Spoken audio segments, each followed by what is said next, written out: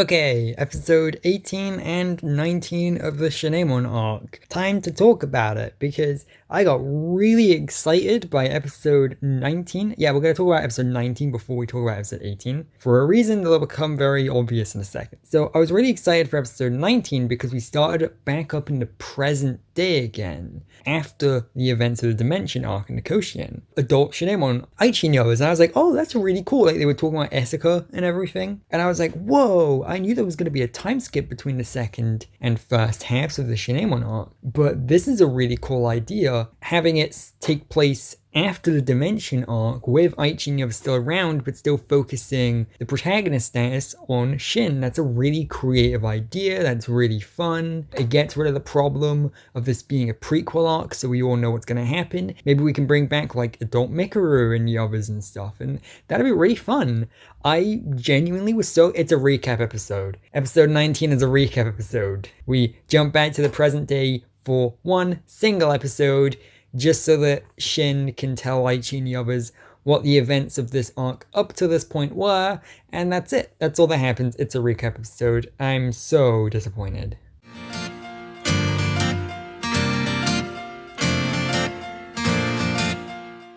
So, let's talk a little about episode 18 because, yeah, episode 19 does not have anything else to say about it. It's a recap episode. Way to crush my dreams, Bushiroad.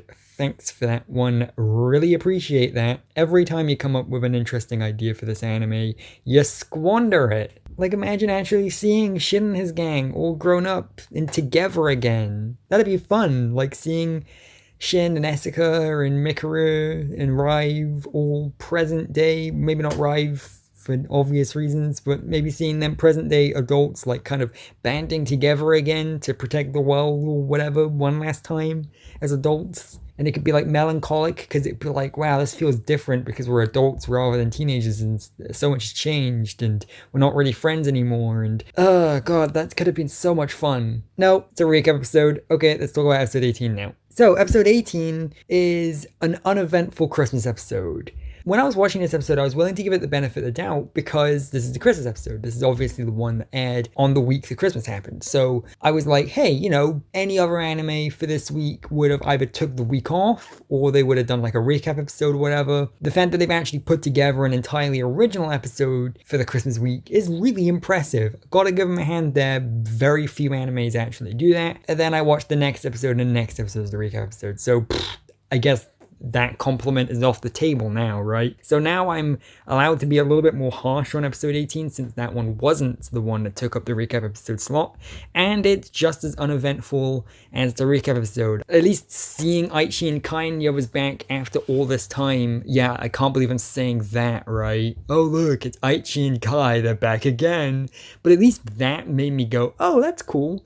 I think the thing that makes episode 19 kind of work is the fact that you're seeing adult Shin again after spending so much time with him as a teenager. It kind of messes with your brain because you're so used to seeing him as a teenager that seeing him as an adult again makes your brain go, oh yeah, that is like the same character, isn't it? Oh, that's weird. So that's like something kind of fun that you can do a lot with. Maybe an entire story arc with? No, just one recap episode. Oh well. Episode 18 though really is uneventful. Nothing of note or value happens in it. Basically, we just have a bunch of Shinemon studying for a test. And then Asuka does a Christmas event at the store, and then an idol called Hitomi comes to the store, sings a song, loses her locket, finds her locket again, like within 1 minute of losing it, and then we get the reveal that her locket had an engagement ring in it, which I think Mark says, is that a wedding ring? And I'm like, you're an idiot. That's an engagement ring. I don't know if that's a lazy episode or them intentionally trying to make Mark an idiot. I don't know. And then that's the episode. Not much really happens. And more so than any other episode of the Shinemon Arc, although it does point out a long-running problem with the Shinemon Arc,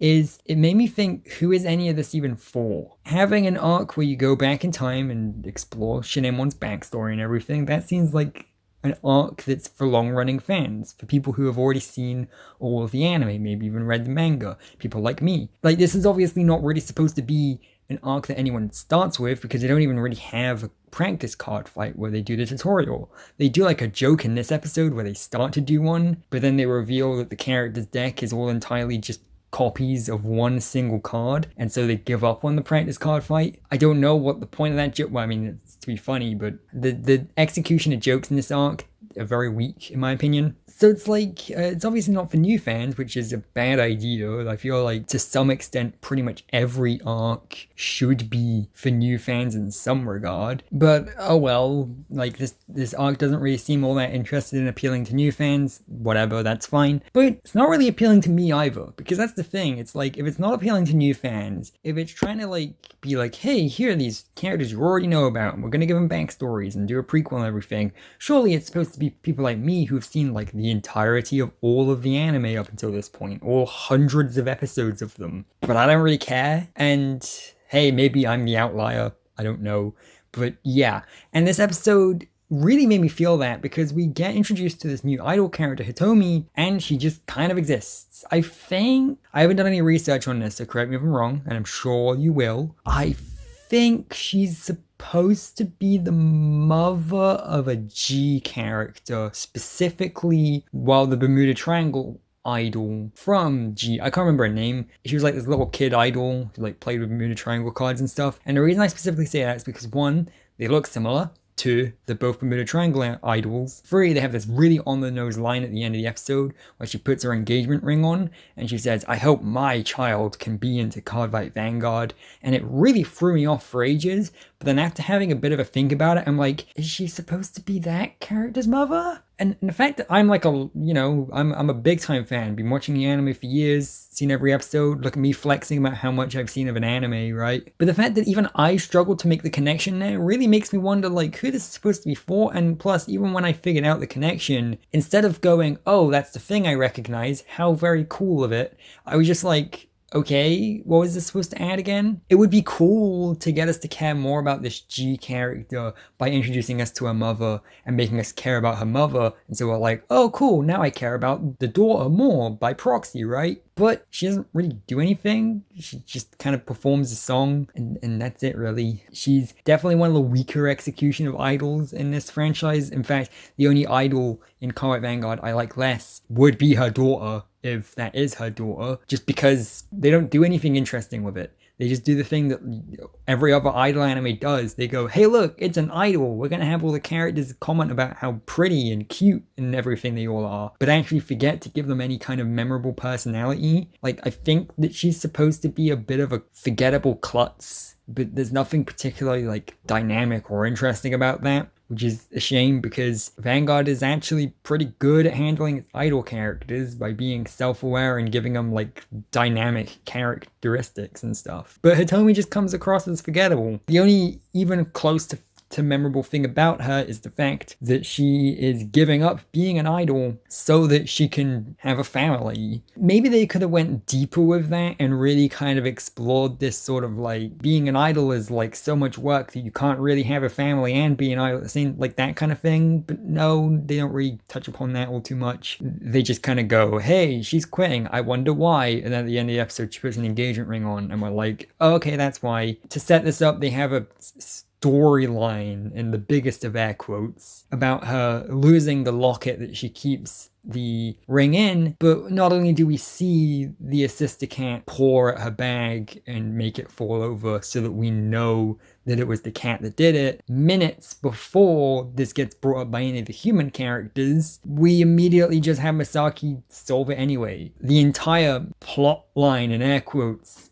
is Hitomi going, where is my locket? And then Misaki going, the cat has your locket. And that's it. I mean, I don't think that's something they should have stretched out anyway, but like, when you're gonna do everything so matter-of-factly like this, then why even bother including it at all? You know, you could have just got rid of that, used the extra couple minutes to do literally anything, and had the bit at the end where she puts the engagement ring on anyway. You could have just had a character like Shin ask her. And it's weird because it feels like if it was executed better, it would have actually meant something, because the whole episode is supposed to be about like Shin finding the motivation to keep studying despite the fact that it's boring. And so by having Hitomi, a character who is willing to give up on her dreams to have a family, there could have been an interesting back and forth there. You could have done a lot there. Like you could have had Hitomi like giving up on her dreams and raising a family and everything, and you could have had Shin react badly to this and go, dreams are important, and like he studies harder out of spite. Or maybe it motivates him and he agrees with her, or just like anything really. No, those two things don't ever really end up connecting, despite the fact that Asuka keeps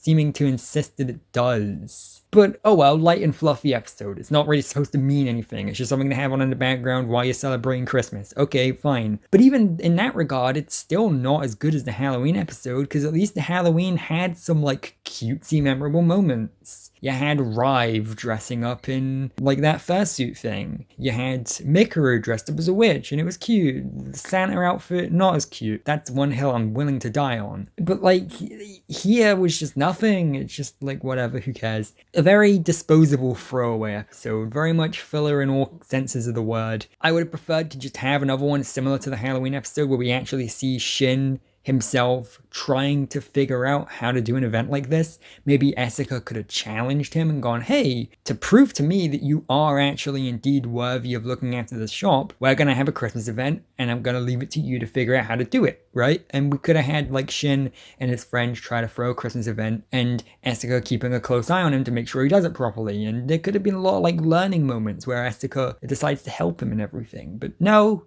it's just him studying. We don't even get a card fight this episode, by the way, either. Not that Reboot Era Vanguard has particularly given us any card fights anyway, but like, usually at the very least, if there's like an entertaining card fight, that makes up for the plot and character stuff being weak, but we don't even have that. It's just 20 minutes of messing around, which slice of life anime, that's fine, but if you're gonna do, you know, the slice of life stuff, you better make it cute or memorable, or develop the characters or something. We don't really learn anything about the characters here. Gonami has been flanderized into just being a tsundere now. Any depth from her character is gone now that she's actually allowed to be friends with Shin. That's basically it, really. None of the other characters really get given anything to do. It's just I mean, again, it's anime by committee. It's a group of businessmen going, it's the Christmas season. No one's actually going to watch over the Christmas season because they're too busy celebrating with a family. Okay, fine, just put together a quick little fluffy episode